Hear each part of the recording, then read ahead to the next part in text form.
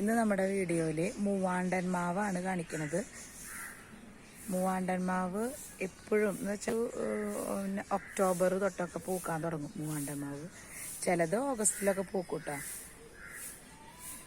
ഇപ്പോൾ ഇത് പൂക്കണ സീസണാണ്. നമ്മൾ മറ്റുള്ള മാവുകളെക്കാളും കൂടുതൽ മൂവാണ്ടൻ മാവിന് ഭയങ്കര പ്രതിരോധ ശേഷി കൂടുതലാണ്. നമ്മൾ ഈ ഒട്ടുമാവ് അല്ലെങ്കിൽ ഗ്രാഫ്റ്റ് മാവൊക്കെ വാങ്ങിക്കുമല്ലോ, അതിനേക്കാളും ഉണ്ട്. നിങ്ങൾ ഇതുമ്പോൾ ഒരു കണ്ണിമാങ്ങ നിൽക്കുന്നുണ്ട്. ഇത് കുറേ മുമ്പ് ഉണ്ടായതാണ്, അപ്പം അതിലുണ്ട്. പിന്നെ അതുപോലെ നിങ്ങൾ കാണുമെന്ന് അറിഞ്ഞുകൂടാ, ഞാൻ സൂം ചെയ്യാൻ നോക്കുന്നത്, കാണുമെന്ന് അറിയില്ല. ഇവിടെയുണ്ട് അതുപോലെ അല്ലേ കണ്ണിമാങ്ങ. മൂവാണ്ടമാവിൻ്റെ എല്ലാ എൻഡിലും, അതായത് എല്ലാ കൂമ്പിൻ്റെ തലക്കിലും മുട്ടിട്ടിട്ടുണ്ട്. ഇപ്പം നോക്കി നിങ്ങളിതിന് പുഴുക്കേടില്ലേ. ഇതിപ്പോൾ നമ്മൾ വാങ്ങിച്ചു വെക്കുന്ന തൈക്കൾ ഗ്രാഫ്റ്റിംഗ് ആണെങ്കിൽ ഇത് പെട്ടെന്ന് ഈ ഒരു പുഴുക്കേട് മതി ആ ചെടിയുടെ എല്ലാ ഭാഗത്തേക്കും സ്പ്രെഡ് ആവും. പക്ഷെ നാടൻ മാവിനങ്ങൾക്ക് അത് പ്രതിരോധ ശേഷി കൂടുതലാണെന്ന് ഞാൻ പറയാൻ കാരണം ഇതാണ്.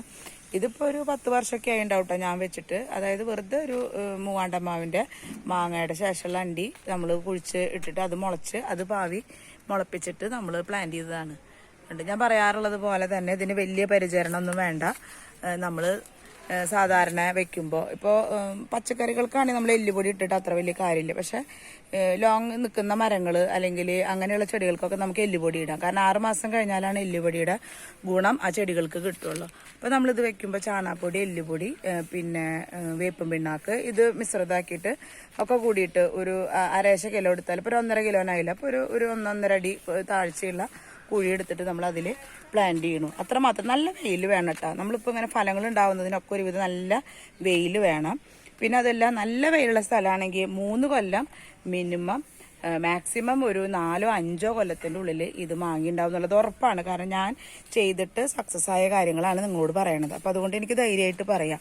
മൂവാണ്ടമാവ് ഇപ്പോൾ സാധിക്കുന്നവർ ഒരു കുറച്ച് സ്ഥലമൊക്കെ ഉണ്ടെങ്കിൽ നമുക്ക് ഒരു മൂവാണ്ടം തൈ വെച്ചാൽ നല്ലതാണ്. മറ്റ് ഗ്രാഫ്റ്റിംഗ് വെക്കുന്നതിനേക്കാളും നമുക്ക് കൂടുതൽ കാലം വിളവ് കിട്ടുകയും ചെയ്യും. പിന്നെ മറ്റൊരു കാര്യം എന്ന് പറയണത്, ഇതിപ്പോൾ ഒരു 2-3 ടൈമിൽ നമുക്ക് മാങ്ങ കിട്ടും. ഞാനിപ്പോൾ ഇതിൽ നിന്നൊരു 2 മാങ്ങ ഉണ്ടായിരുന്നു, ഞങ്ങൾ കണ്ടിട്ടുണ്ടായിരുന്നില്ല. അത് പൊട്ടിച്ചു. ഒരെണ്ണം അണ്ണാൻ കൊത്തിപ്പോയി, രണ്ടാമത്തത് ഞങ്ങൾ പൊട്ടിച്ചു. ഞാൻ കാണിച്ചു തരാം. അത് നമുക്ക് പൊട്ടിക്കുന്നൊന്നും വീഡിയോ എടുക്കാൻ പറ്റിയില്ല. പിന്നെ കണ്ണിമാങ്ങ ഞാൻ കാണിച്ചല്ലോ. അപ്പം അതൊരു 2 മാസം മുമ്പ് പൂത്തതിൻ്റെയാണ് കണ്ണിമാങ്ങകൾ. പിന്നെ മഴ പെയ്താൽ ഇത് ഇടയ്ക്കിടയ്ക്ക് പൂക്കുണ്ട്. പക്ഷെ മഴ പെയ്യുന്നത് കൊണ്ട് എന്തുണ്ടായി, അതൊക്കെ കരിഞ്ഞു പോയി. അപ്പം മഴ പെയ്തിട്ട് അത് എന്താ പറയുക, അത് ഏശാത്തന്നൊക്കെ പറയില്ലേ നമ്മൾ, അതിനത്ര സ്വാധീനിക്കാത്തത് കൊണ്ടാണ് അതിപ്പോൾ കുറച്ച് കണ്ണിമാങ്ങ കണ്ടത്. ഇതിൻ്റെ നെക്സ്റ്റ് ടൈം പൂക്കുകയാണ്. അപ്പം നമുക്ക് മീൻകറിയിലിടാനും അച്ചാറിടാനും പഴുപ്പിക്കാനും കണ്ണിമാങ്ങ കഴിക്കാനും. ഞങ്ങൾ ഇതിൻ്റെ കണ്ണിമാങ്ങ കൊഴിയുമ്പോൾ എന്ത് ചെയ്യുന്ന വെച്ചാൽ അതൊക്കെ എടുത്തിട്ട് ഉപ്പിലിടും. അത് നല്ലൊരു ടേസ്റ്റാണ്. പിന്നെ കണ്ണിമാങ്ങ വെറുതെ തിന്നും. അപ്പം അങ്ങനെയൊക്കെ.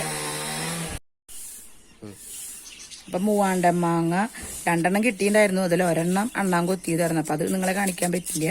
ഇത് കണ്ടു, നല്ല മൂത്ത മാങ്ങ. ചെറിയൊരുള്ളിൽ ചെറിയൊരു കുത്തുണ്ട് കേട്ടോ അതിന്. കണ്ട, ചെറുതായിട്ടൊരു കുത്തുണ്ട്. എന്നാലും അത് കുഴപ്പമില്ല. നമുക്ക് കഷ്ണത്തിലേക്ക് അത് അത്ര കുഴപ്പം പറ്റിയിട്ടില്ല.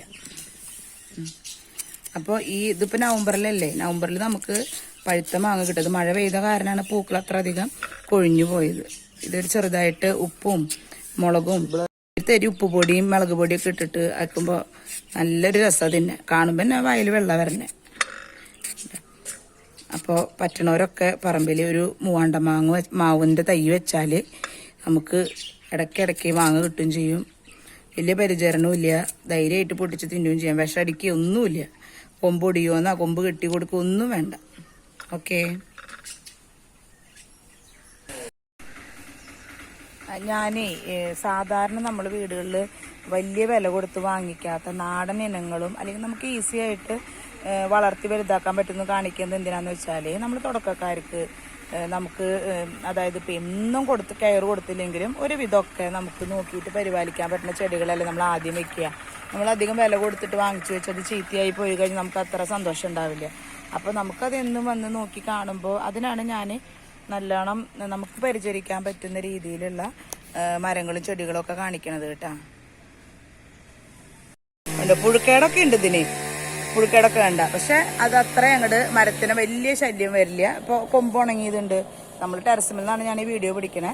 അപ്പോൾ അതുകൊണ്ട് ഇത് ഇപ്പോൾ കൊമ്പ് ഒടിക്കാനൊന്നും പറ്റിയിട്ടില്ല. അപ്പോൾ അതൊക്കെ ഉണ്ടാവും, സാധാരണ ഉണ്ടാവും. പക്ഷെ എന്നാലും അതൊന്നും ഈ മാവിന് അത്ര വലിയ നശിപ്പിച്ച് കളയൊന്നുമില്ല. നമുക്ക് അത്യാവശ്യം അതിൽ കൂടുതൽ മാങ്ങ കിട്ടും. ഞങ്ങൾ കൊടുക്കുക ചെയ്യുക എന്ന് വെച്ചാൽ അപ്പുറത്തിപ്പുറത്തൊക്കെ ഉള്ളവർക്ക് കൊടുക്കും. മാങ്ങ സീസണായി എല്ലാവരും വിളിച്ച് കൊടുക്കും. നമ്മുടെ മറ്റുള്ള മാങ്ങകളൊക്കെ ഇപ്പോൾ വലിയ മാവ് പ്രിയൂര് അങ്ങനെയൊക്കെ ആകുമ്പോൾ നമുക്ക് പുഴു അങ്ങനെ ശല്യങ്ങളുണ്ടാവും പഴുത്താലും. ഇതിനങ്ങനെ യാതൊരു വിധ ശല്യവും. പിന്നെ ഒരു കാര്യം ഉണ്ട് കേട്ടോ, നിങ്ങൾ എൻ്റെ ചാനലൊന്ന് സബ്സ്ക്രൈബ് ചെയ്യണേ. ഞാനിടുന്ന വീഡിയോകൾ നിങ്ങൾക്ക് ഇഷ്ടാവുന്നുണ്ടെങ്കിൽ, അതായത് നിങ്ങൾക്ക് ഉപകാരപ്രദമായ വീഡിയോകൾ തന്നെയാണ് ഞാനിടണേ. അപ്പോൾ അതൊന്ന് സബ്സ്ക്രൈബ് ചെയ്യുക, ലൈക്ക് ചെയ്യുക, ഷെയർ ചെയ്യുക കേട്ടോ. അപ്പോൾ മറ്റൊരു വീഡിയോ ആയിട്ട് ഇനി വരാം. താങ്ക്